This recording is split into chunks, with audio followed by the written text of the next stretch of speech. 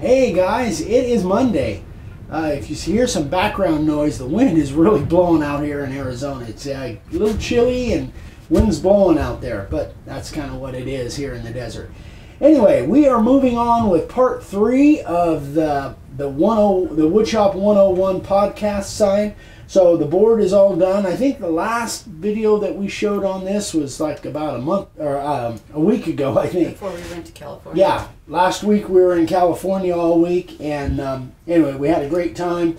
But it's time to move on with this thing. I want to get carving on it. So what I want to talk about first is the layout on this thing. And you guys know that that's where I spend most of my time, is really on the layout, because I want this thing to come out really good. So I'm going to show you what didn't work. This is kind of odd.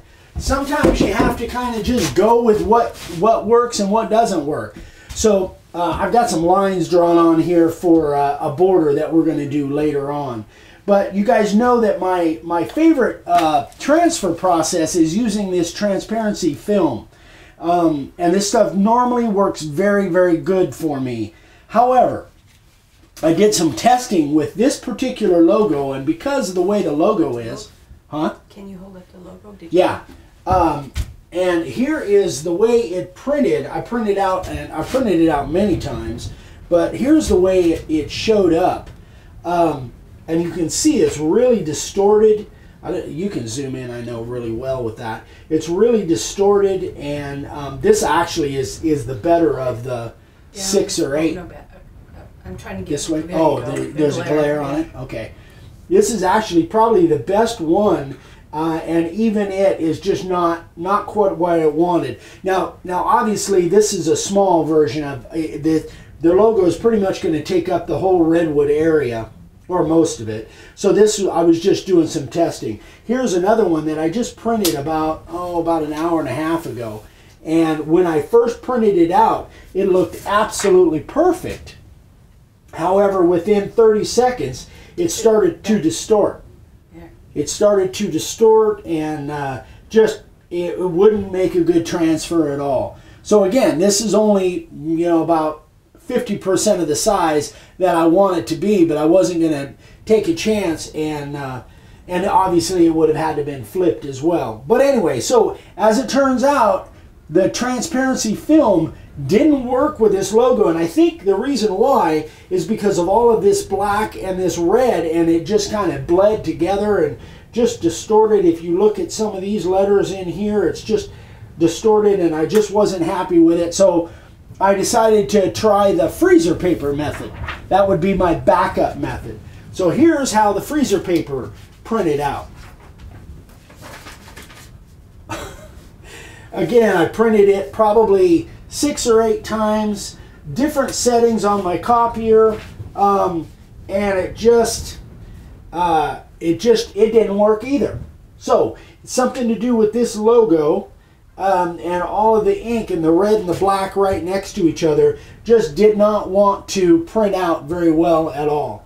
So even though this was a little bit better than the transparency film, it still was not going to give me what I wanted as far as crisp, clean lines, especially in the on the lettering. So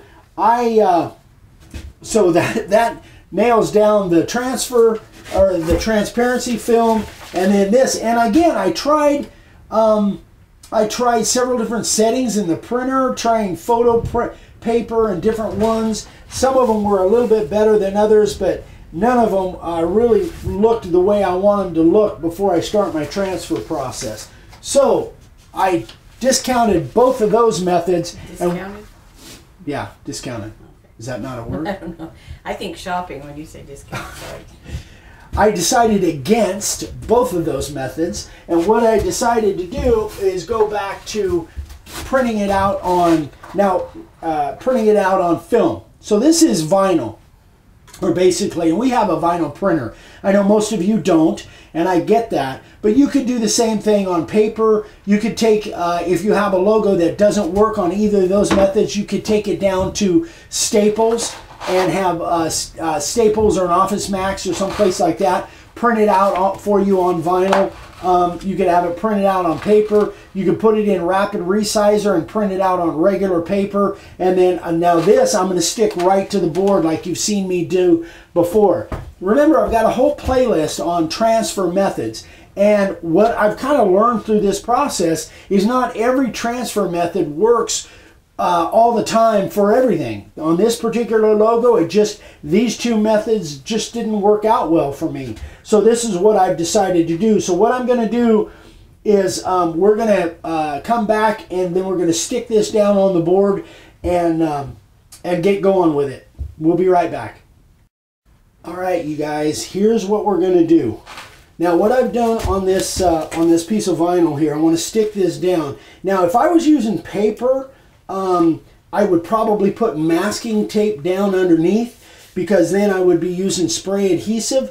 But in the fact that this stuff is adhesive backed and it pulls off really well, it doesn't pull off in little tiny pieces like paper does. So I don't need masking tape, but just bear in mind, if you're going to do this with paper, definitely put masking tape down first, then put your spray adhesive, then put your logo down. And you've seen me do that in the past. Again, go to that transfer process playlist and you'll see several videos in there where I do that. So what I've done here is I've trimmed this down to where I've got a 1/2 inch all the way around on all 4 sides. That tells me that my logo is right in the center of my piece of paper here. Now I want it in the center of the board. So what I've done is I know that I've got this set at 3 1/4, and I know that 3 1/4 is what I need at the top and the bottom. So I have drawn a line right here, kind of a registration line, right even with the bottom of this line to make sure that this thing is square and it's not going to go cattywampus on me. That's the technical term.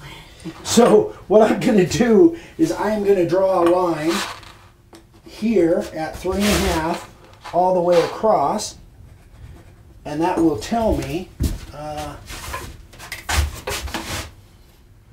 that will hopefully be, actually I'll leave it about there. And then I have to figure out where I'm going to be right to left. That's about 3 1/2. That's about 3 1/2. So I'm going to center that. I know that this is about my left mark right there. So then when I put that down, I'm going to put that right in that corner, that right on that line, and that should be right where I need it to be. That's a little over 3 1/4. And that's a little over 3 1/4. Pretty close. All right, so let's make sure my board is nice and wiped off, brushed off. It's fairly smooth.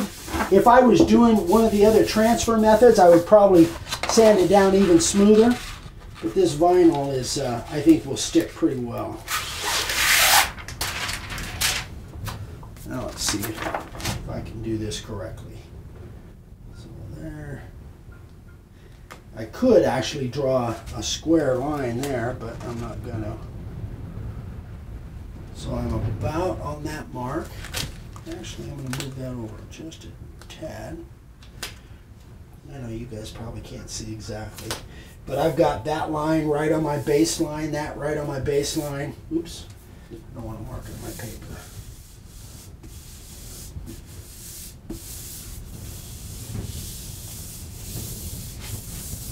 And vinyl sticks down pretty well. And I'm going to carve right through that vinyl. But what I do want to do now that it's stuck down pretty good, now I want to coat the whole thing with packing tape. Oh, yes. Thank you.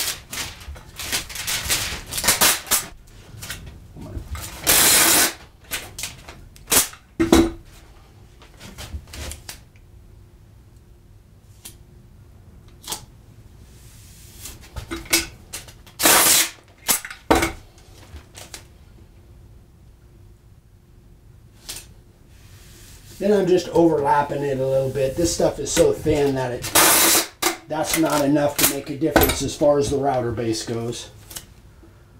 I just want it to slide nice and smooth.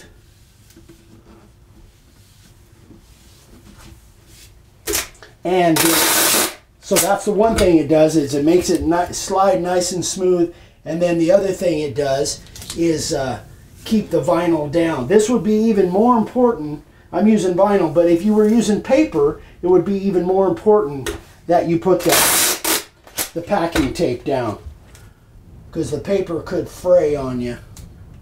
At least that's my experience. I know maybe some of you guys carve through paper all the time and you don't have that issue, but it sure works good for me. So there is our layout. We are ready to carve, and that's what we're going to do on Wednesday. I'm planning something in my mind. I haven't got it exactly right, but I'm going to do a special border on this thing that's kind of unlike any I've ever done before. So that maybe we'll get into that on Wednesday. Oh, let me turn it around. So there is our layout. Up a little more. Oh, shiny. There's our layout, and Wednesday we'll get to carving on this thing, make some sawdust, and hopefully it'll come out the way I hope it will. Anyway, guys, don't forget, I wanted to mention again, we're starting to get some response from in February.